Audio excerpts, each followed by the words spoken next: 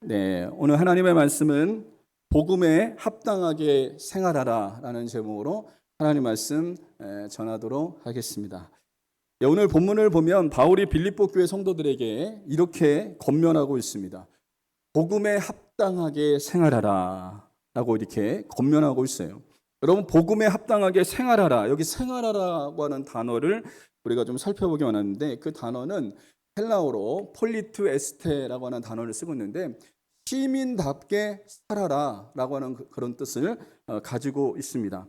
당시에 빌립보 지역에는 로마 시민권을 가진 사람들이 있었어요. 그 당시는 로마가 이 전 세계를 호령했기 때문에 로마 시민권은요, 정말 영광스러운 시민권이었고, 그 시민권을 가지면요, 여러분, 정말 대단한 것이었습니다. 오늘날의 미국 시민권을 가지면 여러분 참 자부심이 있고 또 대단하잖아요. 미국 시민권. 미국이 그래도 이 전 세계를 호령하고 있기 때문에 그 당시에는 로마 시민권이 정말 알아주는 시민권 중에 하나였다는 거예요. 이 말씀은 로마 시민권을 가진 자들이 시민답게 살아라라고 얘기하는 게 아니라, 사도 바울은 예수님을 믿는 하나님의 사람들은 하늘나라의 시민권을 소유한 자들이기 때문에 로마 시민권과는 비교할 수도 없다는 겁니다. 그래서 어떻게 살아가라고 말을 하는 거냐면, 하나님 나라의 시민권을 가진 사람처럼 살아가라라고 이렇게 얘기하고 있는 거예요. 그래서 여러분, 빌립보서 3장 20절에 보면 같이 한번 읽어보겠습니다. 시작.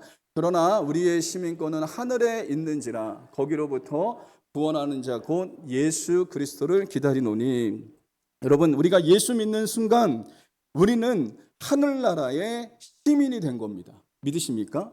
예수 그리스도를 우리가 영접하는 순간 우리는 하늘나라의 시민권을 가진 자가 됐다는 것을 말해주고 있어요. 여러분, 이 땅에 있는 시민권보다 더 위대한 것이 무엇이냐면 하늘나라의 시민권을 가진 사람이라는 거예요. 하늘나라의 시민권을 가진 사람은 어떻게 되냐? 하늘나라의 생명책에 그 이름이 기록되고요, 하늘나라 생명책에 기록됐을 뿐만 아니라 하늘나라 시민권을 가진 사람은 이제 누가 통치하냐? 하나님 아버지께서 통치하시는 겁니다. 여러분은 누가 통치하십니까? 여러분, 우리가 예수 믿기 전에는 마귀가 우리를 다스렸지만 우리가 예수 믿는 순간 어떻게 되냐면 그 통치권이 바뀝니다. 통치권이 누가 통치하냐면 하나님 아버지께서 우리를 통치하시고 우리를 다스리시는 역사가 일어나게 된다는 것입니다. 그러므로 여러분, 사도 바울은 빌립보 교회 성도들에게 복음에 합당하게 생활하라라고 얘기했는데, 이것은 뭐냐면 하늘나라의 시민답게 살아라라고 얘기하는 거예요. 여러분, 우리가 대한민국 시민권을 갖고 있죠. 국적을 갖고 있죠. 그러나 우리는 예수 믿는 순간 하늘나라의 시민권을 소유한 사람들이에요. 그렇다면 이 땅에서 우리가 어떻게 살아가야 되냐면 하늘나라의 시민답게 살아가야 되는 겁니다. 하나님 나라의 시민답게 살아가는 자가 될 때에 복음에 합당한 삶을 살아간다라고 말을 할 수가 있습니다. 여러분, 바울이 왜 빌립보 교회 성도들에게 왜 하늘나라의 시민답게 살아가라, 복음에 합당한 삶을 살아라라고 얘기한 것일까요? 그 배경이 있습니다. 빌립보 교회 안에는 크고 작은 문제들이 있었어요. 그 교회 안에 세 가지로 좀 함축할 수 있는데, 교회 안에 분쟁이 있었습니다. 분쟁. 교회 안에 다툼과 싸움이 있었어요.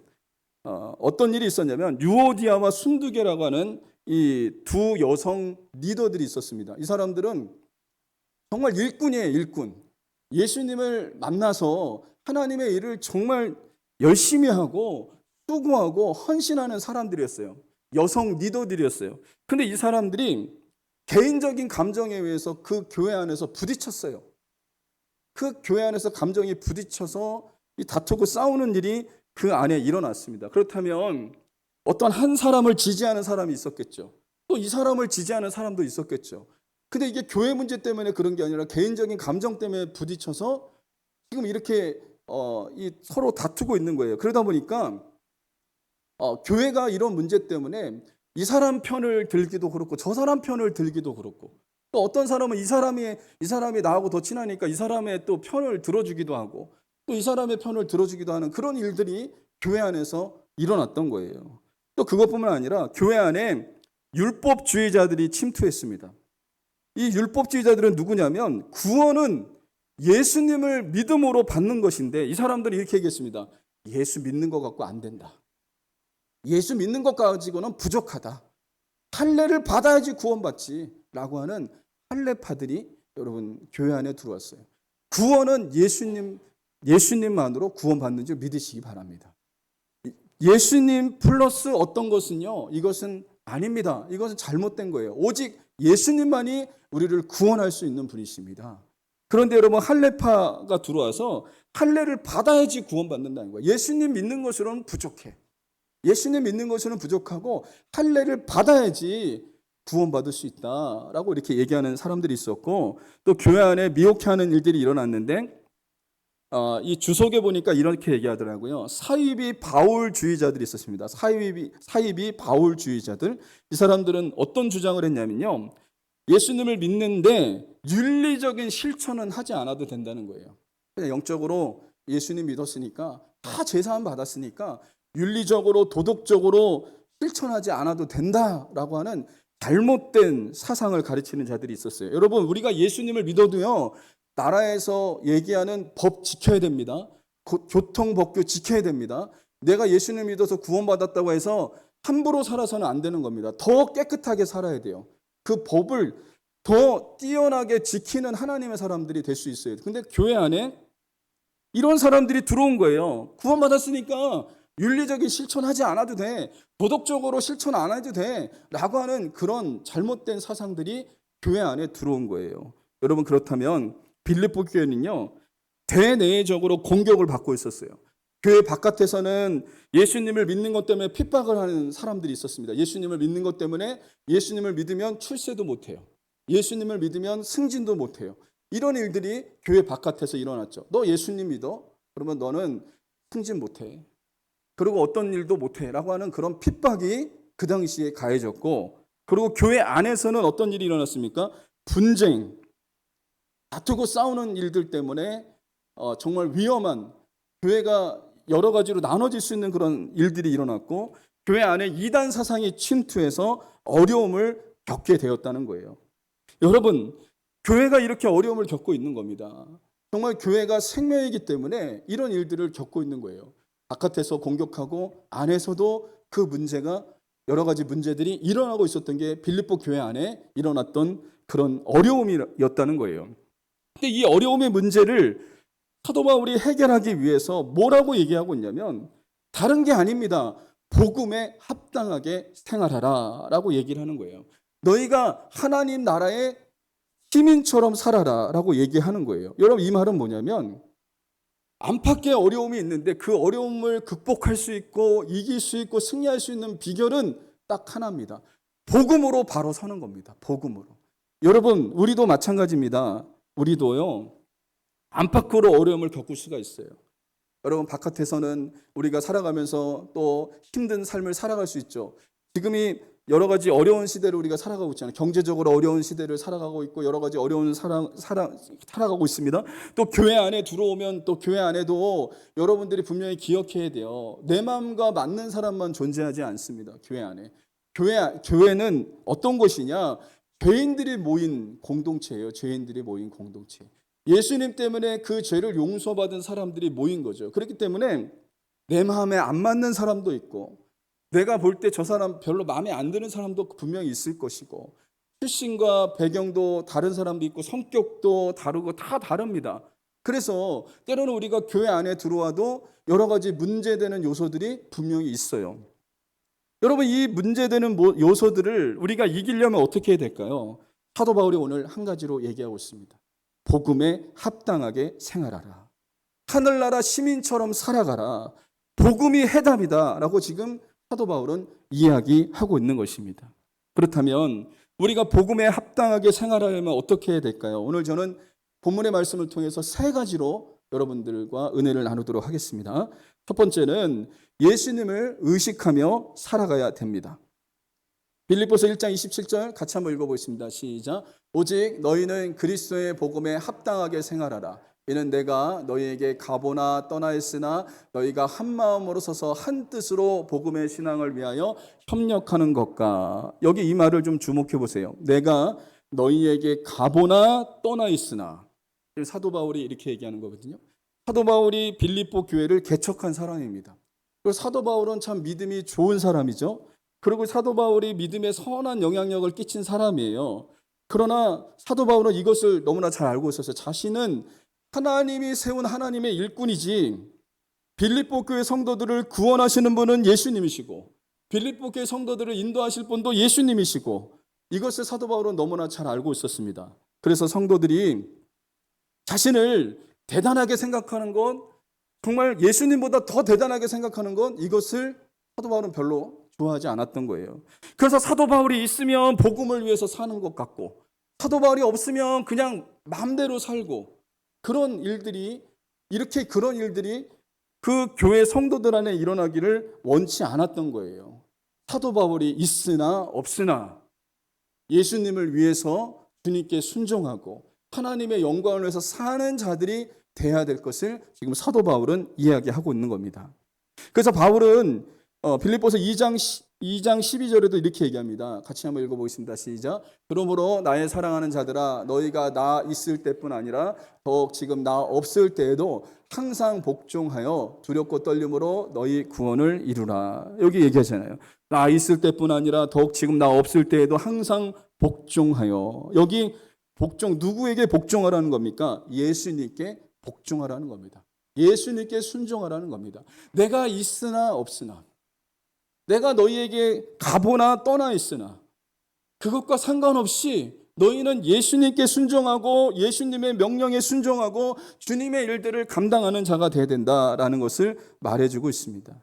사도 바울이 왜 이렇게 말한 것일까요? 빌립보 교회 성도들과 항상 함께 계시는 분은 예수님이시라는 사실을 바울은 너무나 잘 알고 있었어요. 바울이 감옥 안에서 지금 이 빌립보서를 썼잖아요.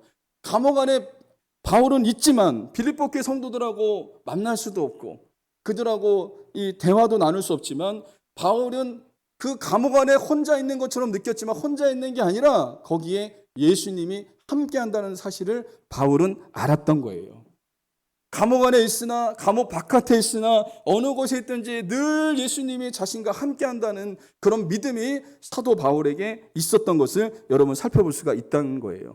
그래서 여러분, 복음에 합당한 삶을 사는 사람은 누구냐면 예수님이 나와 함께 한다는 사실을 믿는 거예요. 사람이 있으면 정말 믿음으로 사는 것 같고, 사람들이 나를 보지 않으면 엉망으로 사는 게 아니라 사람들이 보던 안 보던 상관없습니다. 예수님이 나와 함께 한다는 그런 믿음의 눈이 우리에게 열려야 될 줄 믿으시기를 주님의 이름으로 간절히 소망합니다.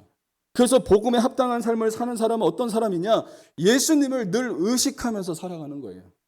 예수님이 24시간 나와 함께 한다. 예수님이 나와 늘 함께 동행하시는 분이시다라는 사실을 믿을 때 복음에 합당한 삶을 살아갈 수 있다는 것을 말씀해 주고 있다는 것입니다. 여러분, 이 마태복음 20장 20절과 그리고 제가 읽어드리겠습니다. 마태복음 28장 20절에 보면 내가 세상 끝날까지 너희와 항상 함께 있으리라 하시니라. 누가 항상 함께 한다 그랬죠? 예수님이 끝까지, 세상 끝날까지 너희와 항상 함께 있으리라. 그리고 디모데후서 4장 17절은 이 바울이 얘기한 겁니다. 주께서 내 곁에 서서 나에게 힘을 주심은, 이렇게 얘기합니다. 바울도 위대한 하나님의 사람이지만 그가 노년의 때에 정말 힘들었어요. 노년의 때. 왜 힘들었냐? 이 사람 저 사람이 떠나는 거예요. 어떤 사람은 사역한다고 떠나고, 어떤 사람은 바울을 대적하고 떠나고, 이 사람 저 사람 막 떠나는 거예요. 어떤 사람은 세상이 좋아서 떠나고, 막 이런 일들이 일어나고, 이런 일도 있었겠죠. 사랑하는 사람이 먼저 앞서서 떠나기도 했겠죠. 그래서 바울이 자기가 혼자인 것처럼 느껴지는 거야. 혼자인 것처럼. 너무 외로운 거예요. 자기가 혼자인 것처럼 느껴질 때, 그런데 성령께서 깨닫게 하시는 사건이 하나가 있었습니다. 그는 혼자가 아니라 주님이 바울 곁에 함께 계시다는 사실을 사도 바울은 깨달았던 거예요. 그래서 사도 바울이 디모데후서 4장 17절에 얘기합니다. 주께서 내 곁에 서서 나에게 힘을 주셨다 라고 지금 이야기하고 있는 거예요. 이 말씀은 뭡니까? 사도 바울도 믿음의 사람이었지만 그도 정말 인간적인 마음이 들 때도 있었습니다. 외로움을 느낄 때도 있었습니다. 힘들고 어려운 그런 마음이 들 때도 있었습니다. 그때마다 내가 혼자인 것처럼 느껴지고 나는 혼자 버려진 것처럼 느껴질 수도 있었지만, 그러나 성령께서 그에게 깨닫게 하시는 것이 있었어요. 주님이 바울 곁에 함께 계셨다라는 것을 사도 바울이 깨닫게 되었습니다. 그래서 그가 끝까지 복음의 사역을 감당하는 역사가 일어났던 것을 살펴볼 수가 있다는 거죠. 여러분, 그러므로 저와 여러분들이 복음에 합당한 삶을 살아가려면 어떻게 되냐면 예수님이 나와 늘 함께 한다는 사실이 믿어져야 돼요. 사도 바울이 빌립보 교회 성도들에게 이렇게 말한 것이 저는 좀 이해가 됩니다. 저도 이 빌립보 교회 성도들처럼 그렇게 살 때가 있었거든요. 제가 존경하는 염문서 목사님이 지금 돌아가신 지 거의 7년, 8년이 되는 것 같아요. 그 목사님을 정말 존경했습니다. 정말 귀한 목사님이고 하나님이 쓰시는 목사님이셨고, 제가 그 목사님과 함께 부교육자로 경기도 화성에 있는 좋은 침례교에서 사역을 할 때 정말 열심히 사역했던 것 같아요. 제가 정말 열심히 했어요.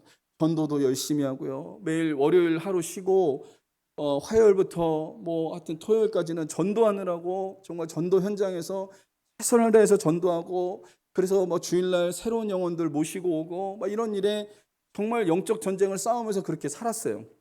그리고 토요일 날은요, 오후 10시 전에 퇴근한 적이 없는 것 같아요. 교회 사무실에서 주일을 준비하면서 주일날을 준비하면서 10시 이후에 퇴근하고, 그리고 주일날 새벽이 되면, 그때 거기 교회는 새벽 예배가 없었거든요. 주일날 새벽에 일찍 일어나서 교회 문 열고 새벽 기도하고, 우리 사모님과 같이 새벽 기도하고 문 열고 교회 준비 다 하고 정말 열심히 정말 사역을 했던 것 같아요.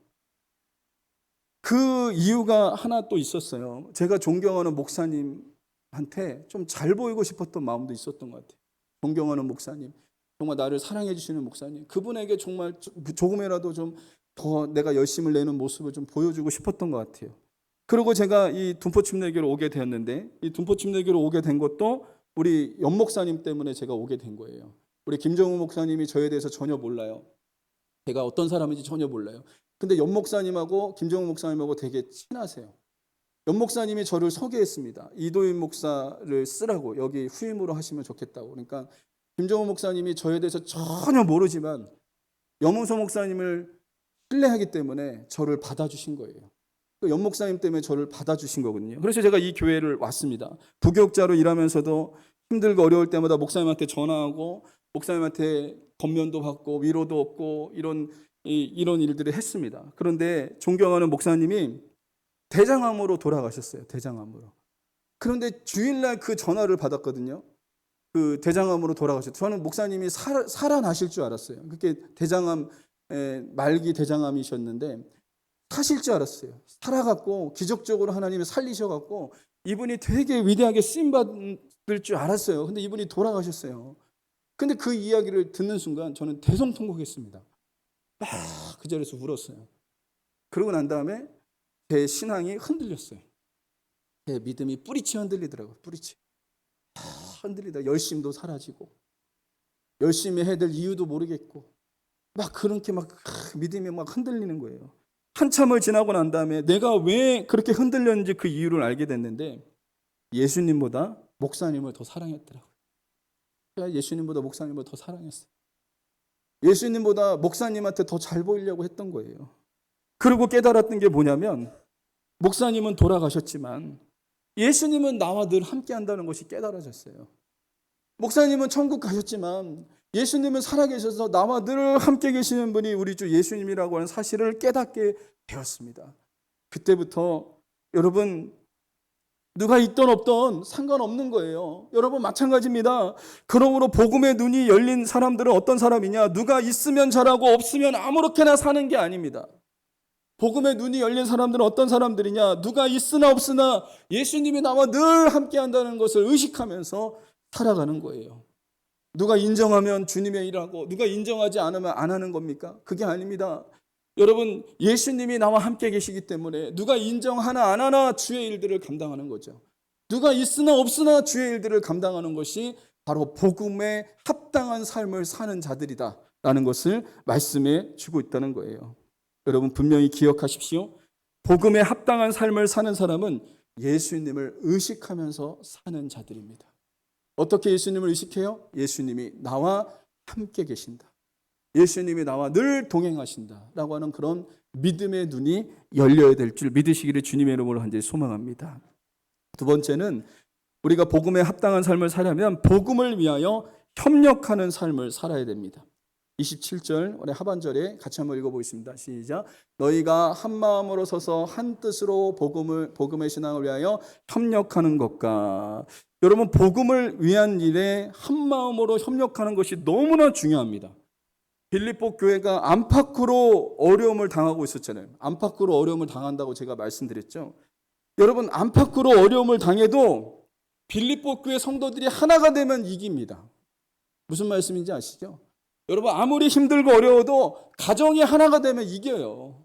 아무리 여러분 경제적으로 힘들고 아무리 어렵고 정말 세상이 정말 힘들고 어렵게 돌아가도요. 가정의 부부가 하나가 되면 이기는 겁니다. 그런데 여러분 가정의 부부가 하나가 되지 못하거나 교회가 하나가 되지 못하면요. 여러분 무너지는 겁니다. 무너지는 겁니다. 세상에 안팎으로 어려움이 오고 정말 절망적인 문제가 와도요. 정말 더 무너뜨리기 쉬운 게 뭐냐면 내부에서 일어나는 그 문제 때문에 무너지는 겁니다. 여러분 바깥에서 오는 문제는요. 이길 수 있어요. 얼마든지. 그런데 내부에서 일어나는 문제 때문에 여러분 무너진다는 거예요. 가정도 마찬가지입니다. 여러분 바깥에서 오는 문제 이길 수 있습니다. 견디고 인내할 수 있습니다. 그런데 내부에서 남편과 아내가 하나가 되지 못하면 그 가정 무너지는 거예요. 그런데 아무리 힘들고 어려워도요. 하나가 되면 이기는 역사가 일어나는 겁니다. 교회도 마찬가지입니다. 하나가 되면 이기는 거예요. 여러분 안팎으로 문제가 있을지라도 교회 성도들끼리 예수님 안에서 한 마음을 품고 한 뜻을 품고 복음의 신앙을 위해서 협력하고 그 일들을 감당하면요. 무너지지 않습니다. 하나님의 은혜 가운데 견고히 세워지는 역사가 여러분 일어날 줄 믿으시기를 주님의 이름으로 간절히 소망합니다. 교회가 하나 되는 일이 얼마나 중요한지 사도 바울은요. 에베소서에서 에베소 교회를 향해서도 이렇게 썼습니다. 여러분 에베소서 4장 3절 같이 한번 읽어보겠습니다. 시작. 평안에 매는 줄로 성령이 하나 되게 하신 것을 힘써 지키라. 뭐라고 얘기했냐면 성령이 하나 되게 하신 것을 힘써 지키래요. 교회는 생명공동체입니다. 생명공동체. 예수 그리스도를 통해서 하나가 된 겁니다. 저와 여러분들은 성격도 다르고요. 출신도 다르고요. 모든 것이 다 다르지만 무엇으로 하나가 됐냐면 예수님의 피로 하나가 된 거예요. 예수님의 피로 형제 자매가 된 겁니다. 여러분 이렇게 가까운 사람 있습니까? 매주일 한 번씩 봐요. 얼굴 한 번씩 봐요. 여러분 친척들도 명절 때나 보고 결혼식 때나 보지 매주 얼굴 보는 거 있어요? 여러분 친척들도 여러분 결혼식 때나 밥 한 끼 같이 먹을까 말까지 매주 같이 밥 먹어요. 여러분 이런 관계가 어디 있습니까? 여러분 코카콜라 사장이 이런 얘기를 했대요. 이 코카콜라가 전 세계에 들어가는 게 이 사람의 소원이었고 심지어 이런 얘기를 했답니다. 코카콜라 사장이 사람들의 몸에 코카콜라가 흐르게 하겠다 이렇게 얘기했답니다. 이거 대단한 거 아닙니까? 여러분 우리의 몸에는요 예수의 피가 흐르는지 믿으시기 바랍니다. 예수의 피로 우리는 하나가 되었어요. 하나가. 그렇다면 사도 바울은 얘기합니다. 하나가 되게 하신 것을 힘써 지켜야 된다라고 얘기합니다. 여러분 이 말을 잘 들으세요. 하나 되기에 힘써야 된다 먼저 얘기한 게 아니라 하나가 되게 하신 것을 지켜라라고 얘기하는 거예요. 왜 이런 얘기를 하신지 아십니까? 교회 공동체를 깨트리려는 세력들이 있어요. 교회가 하나 된 교회 공동체가 예수님의 피로 하나가 됐거든요. 그런데 그것을 깨트리는 세력들이 있습니다. 그 깨트리는 세력이 뭐냐면 마귀입니다. 마귀는요. 교회 공동체가 하나 된 것을 깨트리려고 합니다. 그래서 교회 공동체 안에서 자꾸 오해를 일으켜요. 오해. 여러분 뭐 어떤 일 때문에 자꾸 내 마음에 오해가 생기고 저 사람에 대해서 오해가 생기고 그리고 섭섭함이 생기고 막 그래요. 그러면서 교회 공동체가 깨지기 원하는 것이 그게 사탄의 전략이라는 거예요. 여러분 교회가 왜 어려움을 당합니까? 하나님의 뜻으로 하나 되지 못했기 때문에 어려움을 당하는 거예요. 하나님의 뜻으로 하나가 되면 얼마든지 그 어려움을 이겨낼 수 있다는 거예요. 그래서 여러분 복음에 합당한 삶을 살려면 어떻게 되냐면 우리가 복음을 위한 일에 예수 그리스도의 복음을 전하는 일에 하나가 돼야 됩니다. 하나가 돼서 그 일들을 감당하는 자가 되어야 됩니다. 그러기 위해서는 어떻게 되는지 아십니까? 우리의 싸움의 대상을 분명히 알아야 돼요. 여러분, 우리의 싸움의 대상이 누군 것 같아요? 옆에 있는 성도들인 것 같아요? 싸움의 대상이? 분명히 아셔야 됩니다. 우리의 싸움의 대상은 악한 마귀입니다. 마귀. 여러분, 그래서 에베소서 6장 12절 세번역 성경으로 한번 읽어보겠습니다. 시작. 우리의 싸움은 인간을 덕제다로 상대하는 것이 아니라 통치자들과 권세자들과 이 어두운 세상의 지배자들과 하늘에 있는 악한 영들을 상대하는 것입니다. 여러분, 우리의 싸움은 누구라고요? 인간이 아닙니다. 악한 영들과의 싸움입니다. 사탄과 싸우는 겁니다. 우리는 누구와 싸워야 되냐면 사탄과 싸워야 되는 거예요. 싸움의 대상을 우리는 분명히 하셔야 됩니다. 여러분, 다윗이 싸움의 대상을 분명히 알았거든요. 다윗이 아버지 이새의 심부름으로 전쟁터에 나가 있는 형들에게 도시락을 싸서 갑니다. 도시락을 가지고 형들이 전쟁터에 잘 있나, 정말 어려움을 당하지 않나, 아버지에게 이것을 보고 아버지에게 가서 얘기하려고 이제 전쟁터에 갔어요. 도시락을 가지고 아버지가 전달해 주라고 하는 그 도시락을 가지고 갔더니 어떤 일이 일어났냐면 블레셋의 골리앗 장군, 키가 장대같이 큰 사람이 하나님을 모독하는 거예요. 하나님을 막 모욕하는 거예요. 하나님에 대해서 욕하고 하나님에 대해서 모독하고 막 그렇게 하는데 어떤 일이 일어났냐면 이스라엘 백성들 중에 한 사람도 이 사람에 대해서 어떤 제지를 가하지 않는 거예요. 어떤 사람도 이 사람에 대해서 정말 싸우려고 하지 않는 거예요. 그러니까 다윗이 이걸 보고 의로운 분노가 일어났습니다. 하나님을 욕하는데, 하나님에 대해서 모욕하는데 이걸 어떻게, 저 사람을 그냥 어떻게 저렇게 가만히 냈느냐 그러면서 다윗이 내가 나가서 싸우겠다라고 하면서 이 사람이 나갔습니다. 근데 큰형 엘리압이 다윗에게 시비를 겁니다. 다윗에게 시비를 걸어요. 여러분, 사무엘상 17장 28절에 이렇게 나옵니다. 제가 읽어드리겠습니다. 다윗이 군인들과 이렇게 이야기하는 것을 맏형 엘리압이 듣고 다윗에게 화를 내며 꾸짖었다. 너는 어쩌자고 여기까지 내려왔느냐? 들판에 있는 몇 마리도 안 되는 양은 누구에게 떠맡겨 놓았느냐? 이 건방지고 고집센 녀석아, 내가 전쟁 구경하러 내려온 것을 누가 모를 줄 아느냐라고 하면서 다윗에게 시비를 걸었습니다. 그 형이. 여러분, 뭐라고 했냐면 다윗에게 건방지다 그랬어요. 너가 이렇게 온 것이 전쟁 구경하러 왔지, 이 건방진 녀석아, 왜 네 양을 놔두고 여기까지 와서 이렇게 하냐라고 하면서 시비를 걸었습니다. 그때 다윗은 그 형하고 싸우지 않았습니다. 자신을 깎아내리고 자신에게 막말을 퍼붓고 하는 그 형 엘리압과 싸우지 않고 여러분 골리앗에게 나가서 전쟁을 해서 골리앗을 쓰러뜨리는 역사가 일어났습니다. 만약에 다윗이 형 엘리압과 싸웠다고 한번 생각해 보세요. 왜 나한테 시비를 걸고 내가 지금 하나님을 모욕하는 사람 때문에 전쟁에 나가서 내가 싸우겠다는데 형은 도대체 뭐 하는 거냐고. 형도 나가서 싸워야 되는데 형이 안 싸우니까 내가 나가는 거 아니냐고 말하면서 형하고 싸웠다고 한번 생각해 보세요. 그럼 어떻게 됐을까요? 다윗은 골리앗과 싸움에서 이길 수 없었습니다. 다윗은 정확하게 적을 알고 있었던 거예요. 형이 적이 아니라 골리앗이 적이라고 하는 사실을 다윗은 알고 있었던 거예요. 우리도 마찬가지입니다. 싸움의 대상을 정확하게 아셔야 됩니다. 여러분, 우리 옆에 있는 성도님들은 싸움의 대상이 아니에요. 사랑의 대상이에요. 우리가 싸워야 될 대상은 누구인지 아십니까? 악한 마귀인 줄 믿으시기 바랍니다. 그래서 우리 옆 사람에게 한번 고백해 보시기 바랍니다. 당신은 사랑하는 우리의 가족입니다. 라고 한번 고백해 보세요. 째려보지 마시고, 이렇게 하여튼 이렇게 사랑스러운 눈으로 이렇게 고백해 보세요. 당신은 나와 같은 편입니다. 다시 한번 고백해 보세요. 당신은 나와 같은 편입니다. 같은 편입니다. 우리는 절대 싸워야 될 존재들이 아닙니다. 우리는 누구와 싸워야 된다고요? 악한 마귀하고 싸워야죠. 근데 우리는 자꾸 싸움의 대상을 잘못 파악하고 싸워서는 안 될 사람들하고 자꾸 싸우고 있다는 거죠. 여러분, 이거 하나님이 기뻐하는 일이 아니라고 하는 사실을 잊지 마시기 바랍니다.